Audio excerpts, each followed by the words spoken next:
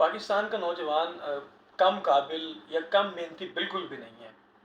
आप इसको एनवायरनमेंट दें तो यकीन जाने ये ही कैन डू वंडर्स। वो इतना कुछ कर सकता है कि आप इमेजिन भी नहीं कर सकते।